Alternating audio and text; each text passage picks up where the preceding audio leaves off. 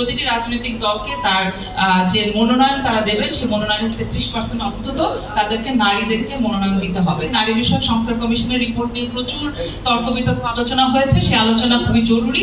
আলোচনাটা আমরা চালু রাখবো, সেটা আমরা অন্যান্য কমিশনের রিপোর্ট নিয়েও চালু রাখবো, সেটা আমরা আশা করি। কিন্তু আমি একটা বিষয়ে স্পেশাল এমফাসিস দিতে চাই যে নারীর রাজনীতিতে অংশগ্রহণের ক্ষেত্রে একটি অসাধারণ সুযোগের সময় আমরা এই মুহূর্তে পার করছি, এবং এর আগে বিভিন্ন আন্দোলনে নারীরা অনেক গুরুত্বপূর্ণ ভূমিকা রাখার পরেও তারা সবসময় রাজনীতিতে ফেরত গেছেন গৃহস্থালী কর্মকাণ্ডে। কিন্তু এবারই আমরা দেখছি খুব ইয়াং জেনারেশনের নারীরা তারা খুবই প্রবল আগ্রহ এবং আকাঙ্ক্ষা নিয়ে রাজনীতিতে আসতে চাইছেন। এরকম একটা পরিস্থিতিতে রাজনৈতিক দলগুলোকে এই মেসেজটা দেওয়া প্রয়োজন যে নারীরা রাজনীতিতে আসতে চাইছেন এবং তাদের জন্য সেই সুযোগটা কিন্তু রাজনৈতিক দলগুলোকে করে দিতে হবে। এবং এই কারণে আমরা দাবি করি যে প্রতিটি রাজনৈতিক দলকে তার যে মনোনয়ন তারা দেবেন সেই মনোনয়নের 33% অন্তত তাদেরকে নারীদেরকে মনোনয়ন দিতে হবে।